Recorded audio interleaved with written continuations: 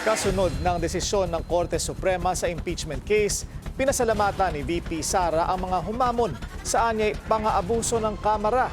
Pinasaringan din ng bise ang mga tinawag niyang sakim na lider. Narito ang agenda report ni John Manalo. Nananatiling tahimik si VP Sara sa katatapos lang na fourth SONA ni PBBM. Gaya ng unang pahayag, hindi siya dumalo o nanood sa SONA dahil aniya natitrigger lang daw siya kapag nakikita niya ang Pangulo. Banat pa niya, sayang lang daw ang kanyang mobile data. Maging ang mga kapatid ni VP Sara na sina Davao City Representative Paulo Duterte at Davao City Acting Mayor Baste Duterte, tikom din sa SONA.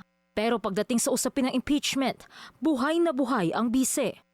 Sa isang pahayag ngayong araw, nagpasalamat ang VP sa kanyang defense team na tinanggap niya ang kanyang kaso kahit pa wala raw gustong kumampi sa kanya.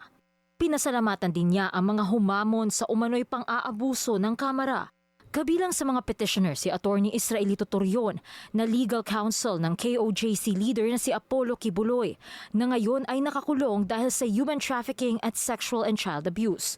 Tumakbo rin si Kibuloy bilang senador noong nakaraang midterm elections sa ilalim ng Duterte ticket. Pinasalamatan din ni VP Sara lahat ng nagsalita laban sa umano'y persekusyon sa kanya na kanya raw naging source of strength. Giit pa niya, our country deserves better. Nauna nang sinabi ni SP Cheese Escudero na bagamat may ruling na ang Korte Suprema, pag-uusapan pa rin daw ng mga senador kung ano ang magiging desisyon nila kaugnay dito. August 6 nakaschedule ang Senate discussions para raw mabigyan ng sapat na oras ang mga senador na pag-aralan ang 97-page SC decision.